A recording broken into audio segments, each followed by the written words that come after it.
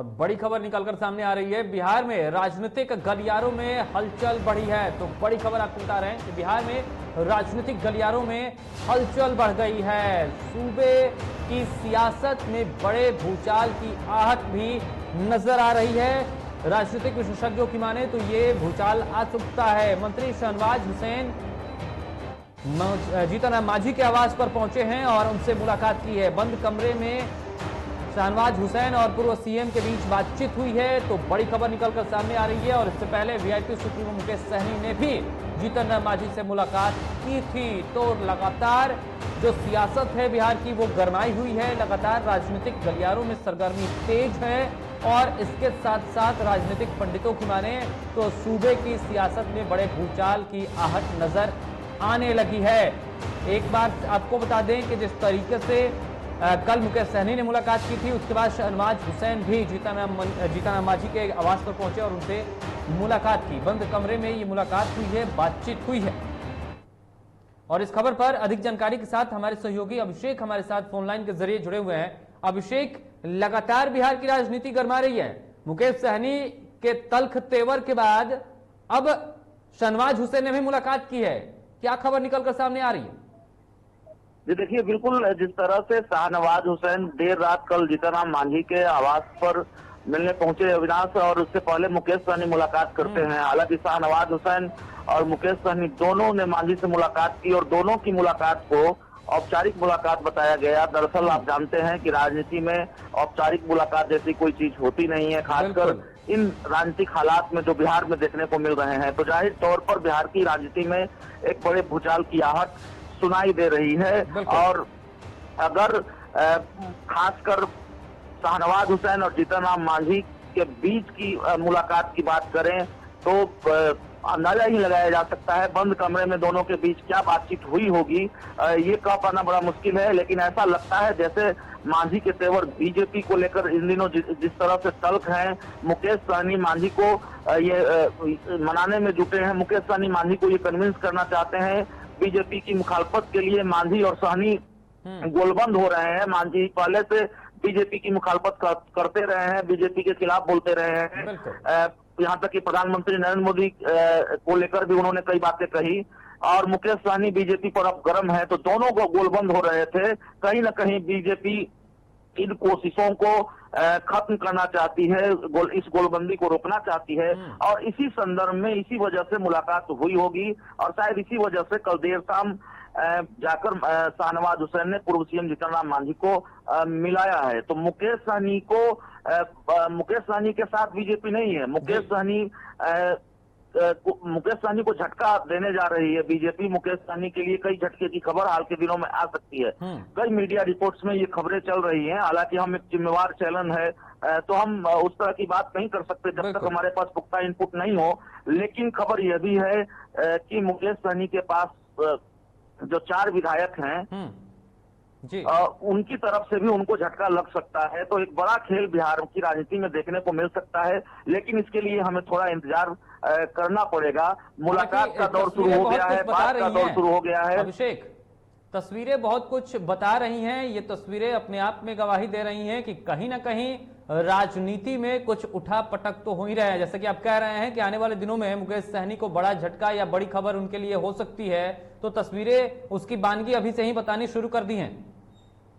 बिल्कुल, तस्वीरों के जरिए बहुत कुछ संकेत मिलते हैं राजनीति के।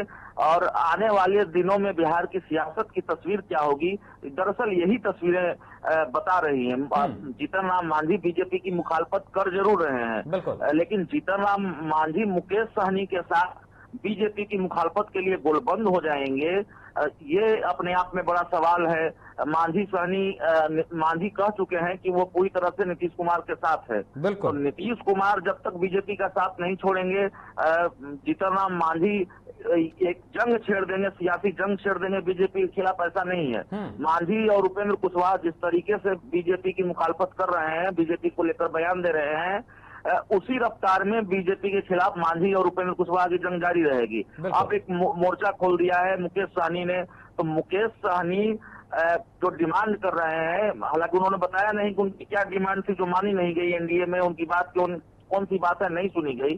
तो मुकेश सहनी अपनी बात मनवाने की राजनीतिक हैसियत भी रखते हैं एनडीए में, सरकार में, यह भी अपने आप में बड़ा सवाल है, क्योंकि उनके पास जो विधायक हैं वो उनके साथ हैं।